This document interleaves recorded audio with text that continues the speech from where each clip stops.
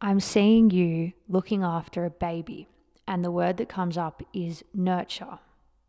Spirit would like you to take a moment to consider this word and what it feels like to nurture something, to nurture a flower, to nurture a project, to nurture a goal. Spirit would like you to imagine that your goals and projects are like raising a baby. If you were raising a baby, the energy of nurture would be consistent, it would be daily, and it would happen regardless of your mood or your set of beliefs. In fact, belief is irrelevant to the process of raising a baby. You don't leave the baby behind for 2 days to go and work on something else or to clear your head because you're panicking about the value of the baby. You trust that the baby is going to thrive and you do what you have to do to keep it alive. And Spirit is encouraging you to look at the projects in your life and the goals that you have and consider them this way. There'd be a lot less boom and bust energy.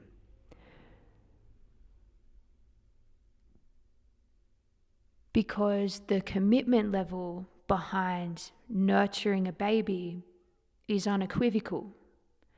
You don't leave room for yourself to wonder whether there's something better out there, a better child, or to worry that the child is going to die or that nobody's going to like the child. These are all very strange energies to imagine pouring into a baby as you raise it.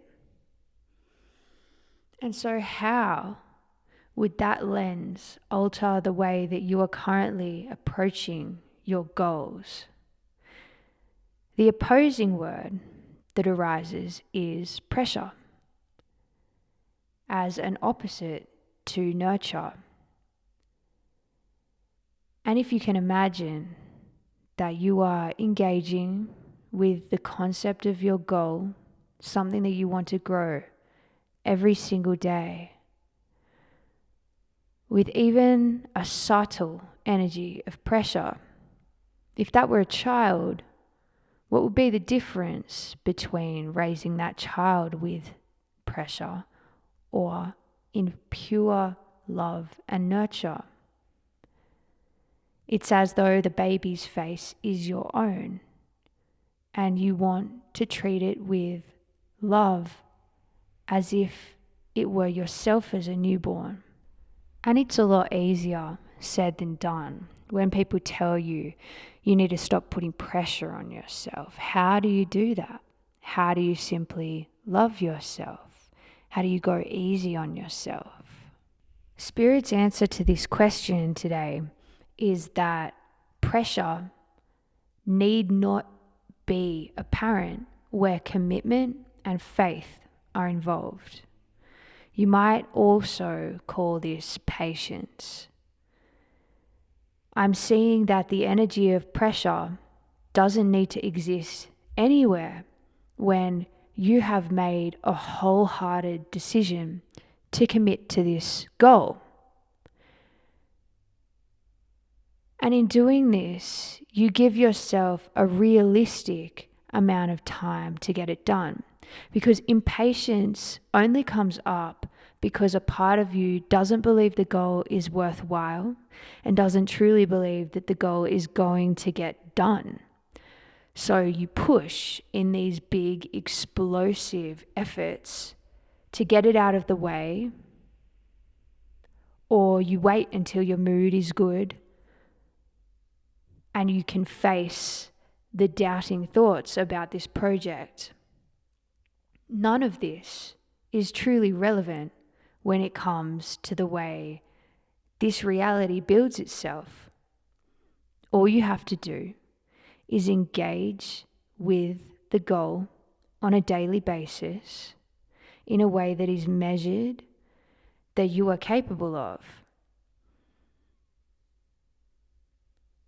Decide on an amount that would not overwhelm you. Say it's a maximum of half an hour, and limit yourself to the maximum. Don't let yourself flow over. Let it flow into the next day. It's the open loop theory. This is the idea that if you leave a thought or a loop open in your mind, you simply must close it. So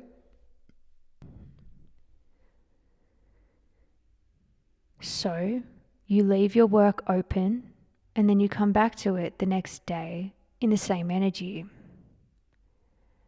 And this commitment to the goal doesn't require you to have immense belief in it.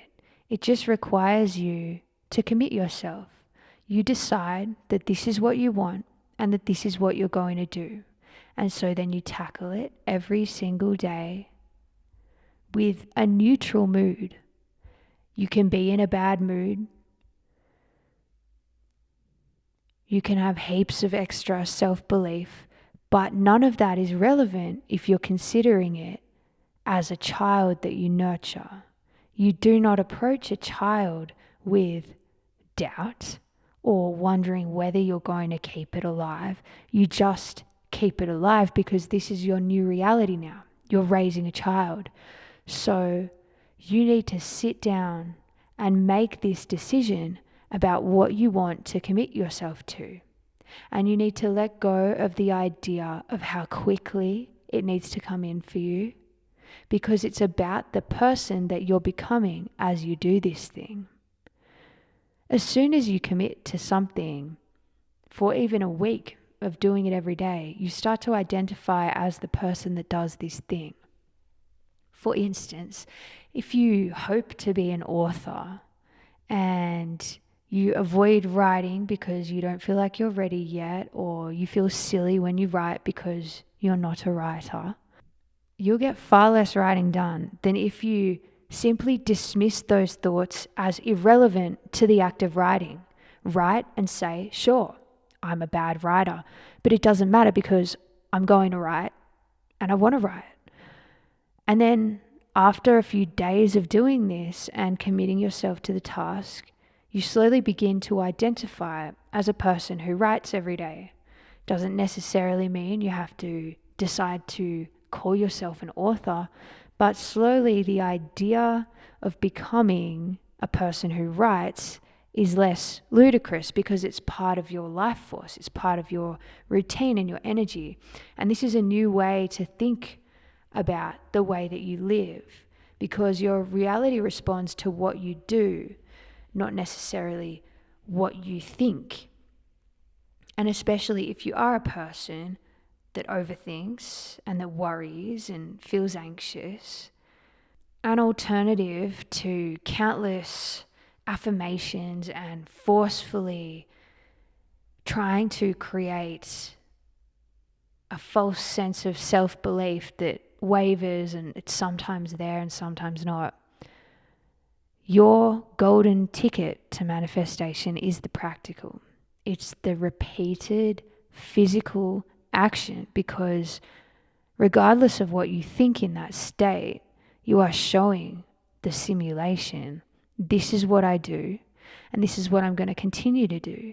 So the simulation is going to give you conditions where you can continue to do that thing.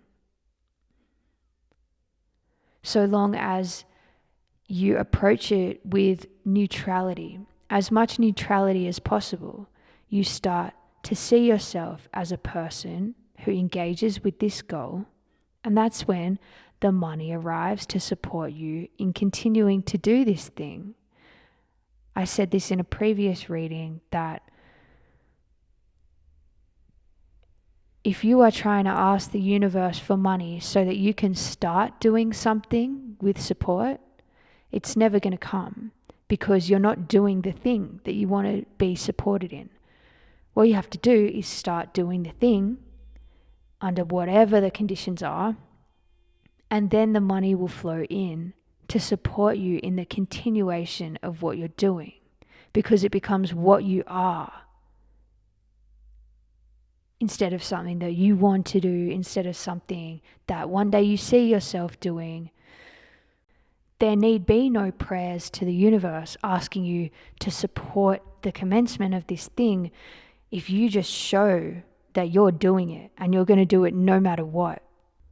Because again, this is irrelevant to the fact that you are nurturing a child. A healthy child is one who has consistent, reliable attention, not being spoilt, not a single day in the week where you give them a big present and then you disappear.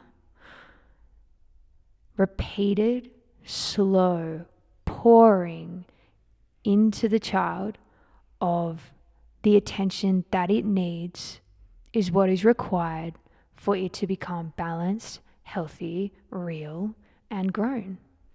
And like how the breastfeeding mother has to nourish herself and eat enough so that she is capable of feeding her baby, you need to look after yourself in order to feed this project. You don't make this project the pinnacle of your life force. You don't vicariously live through it or separate it from who you are. You simply nourish yourself so that you can nourish the project, and then you live your life in a healthy and balanced way. And this is how you prevent wobbliness or uncertainty from arising into your reality. It's about creating structure and settling on a decision that you've made without overt emotionality, without seeing it as something that has to represent you and something that you'll be disappointed in if it doesn't do what you wanted it to do. None of it is relevant. You just feed, nourish, nurture, repeat every single day until this becomes a part of who you are. And that's what faith really is. It's embodied. It's in practice. It's there no matter what. And so you don't need to rely on your emotions or your mental state, or that you've done enough manifestation practice and that your affirmations were good.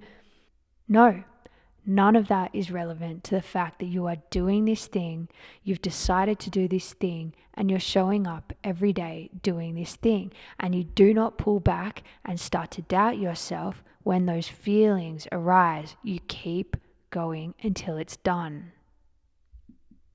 Because then it's not a matter of reward or getting lucky or the universe showing you signs that you're in the right direction.